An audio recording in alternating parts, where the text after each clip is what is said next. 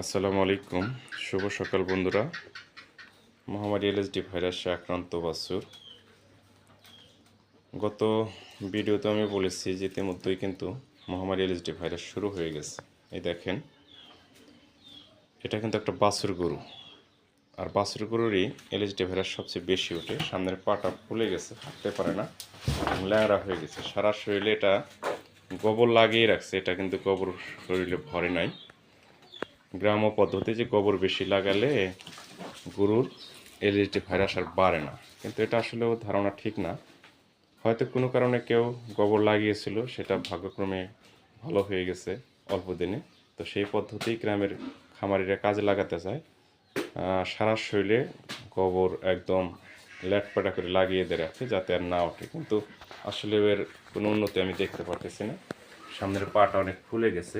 এই ফোলা পাটা যখন একদম কোনো জায়গায় ফেটে যাবে, আর সেইখান থেকে সমস্ত বিষ, ব্যথা এবং রোগের সব ধরনের ভাইরাসটা সেখান থেকে বের হয়ে যাবে, ব্যথাটা কমে যাবে।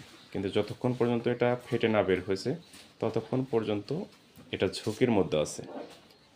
উঠতেই চাইলো না, অনেক কষ্ট করে তোলা হলো। যখন একটু জ্বর ব্যথার ইঞ্জেকশন দেওয়া হয়েছে তখন উঠলো।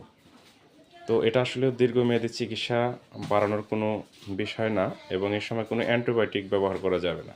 শুধুমাত্র অ্যান্টিহিস্টা এবং পেইন কিলার দিয়ে চিকিৎসা দিতে হবে, এবং ডাসবিএস বা নোলাম্পি পাউডার এগুলা ব্যবহার করতে হবে।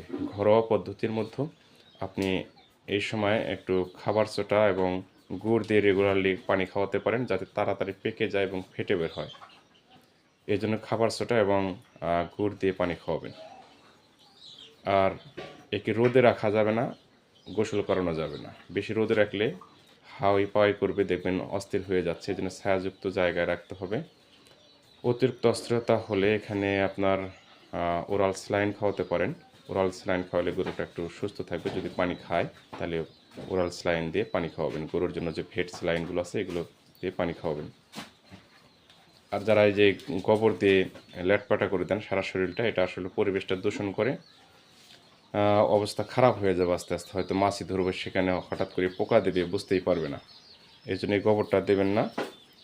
এক একজনের এক এক পদ্ধতি, এক এক নিয়ম। তোয়াক্কাল তো আল্লাহ। আর যাদের খামারে এখন পর্যন্ত এলএসডি ভাইরাস লাগে নাই, তারা অবশ্যই আপনারা এলএসডি ভাইরাসের ভ্যাকসিন করে নেবেন। আপনার নিকটস্থ একজন পিসি ডাক্তার, এলাকায় যেগুলো পল্লী চিকিৎসক আছে, এদের সাথে যোগাযোগ করবেন, অথবা আপনার নিকটস্থ উপজেলা পশু হাসপাতালে গিয়ে স্যারদের সাথে যোগাযোগ করবেন। সরকারি ভ্যাকসিন খুব একটা পাওয়া যায় না, সংকট। আপনারা কোম্পানির সাথে যোগাযোগ করে এই ভ্যাকসিনগুলো নেবেন, অথবা আপনার পল্লী চিকিৎসক এলাকায় যারা আছে তাদের সাথে যোগাযোগ করে নিয়ে নেবেন। প্রতিটা ভ্যাকসিন করাতে কিন্তু 300 টাকা করে খরচ হয়। ভ্যাকসিনের দাম হলো 2790 টাকা। সেই হিসাবে যারা ডাক্তার আছে এদেরকে কিছু কমিশন দেয়।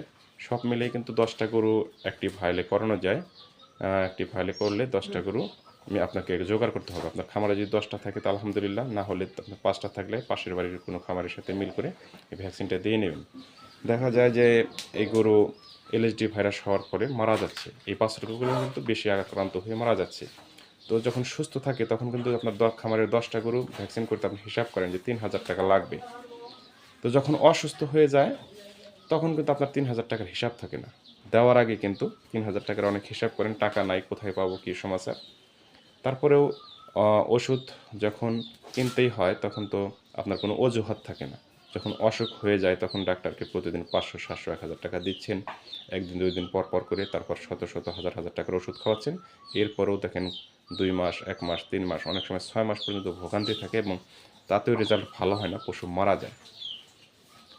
এই জন্য এই দুঃখ দুর্দশা থেকে যদি আপনি বের হতে চান, ভ্যাকসিন করাবেন আল্লাহর নামে। আল্লাহ পাক ভ্যাকসিন থেকে যাতে রক্ষা করে, ভ্যাকসিন দিলে দেওয়ার পর আপনারা চেষ্টা চালিয়ে যাবেন। মাফ করার মালিক আল্লাহ। সবাই ভালো থাকবেন, সুস্থ থাকবেন। প্রচারের স্বার্থে ভিডিওটি বেশি বেশি শেয়ার করে সবাইকে দেখার সুযোগ করে দেবেন। আপনাদের জন্য শুভকামনা রইল।